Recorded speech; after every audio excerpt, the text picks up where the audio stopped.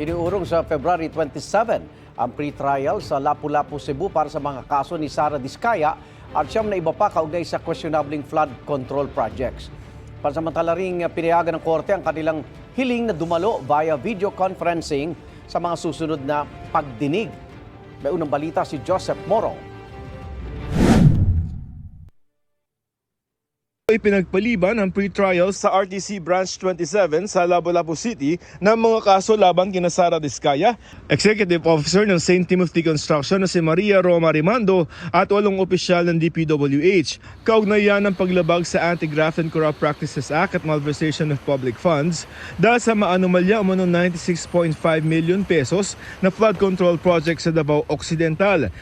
Sa pagdinig pansamantalang pinagbigyan ng korte ang hiling ng kampo ng mga akusado na via video conferencing na lamang ang kanilang pagdalo sa mga susunod na pagdinig dahil daw sa kanilang seguridad. Inutusan din ng korte ang prosekusyon na tapusin ang paglalagay ng markings sa mga dokumentong magsisilbing ebidensya. Sinubukan ng GMA Integrated News na kunin ang pahayag ng kampo ng mga akusado pero tumanggi sila. Hindi rin nagbigay ng karagdagang detalye ang Visayas Ombudsman. For your attention na nag-focus dun mo sa kanyang corruption cases. But in deference to our central office, we were given orders to let them give kanabitang mga press releases. Okay. So, I'm sorry, I cannot say anything about the case. Diringgin naman ang petition for bail na inihain ng mga akusado pagkatapos ng pre-trial.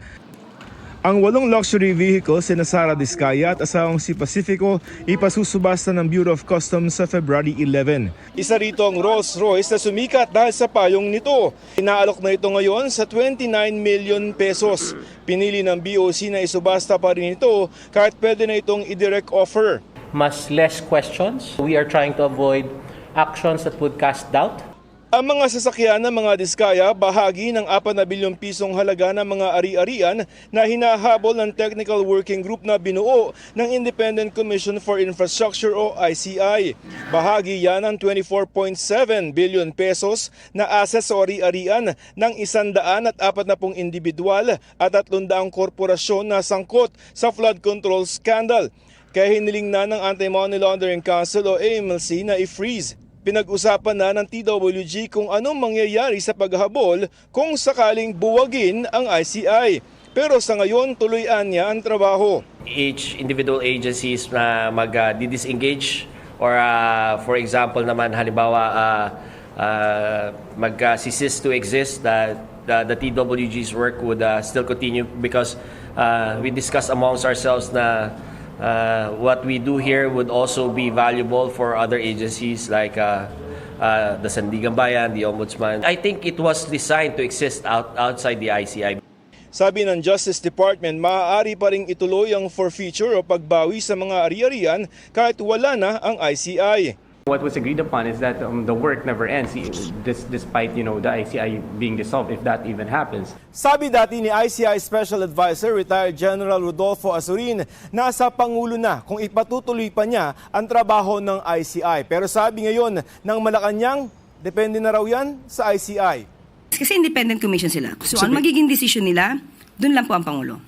Sa mga orihinal na commissioner ng ICI ay tanging si ICI Chairman Retired Justice Andres Reyes Jr. na lamang ang natitira.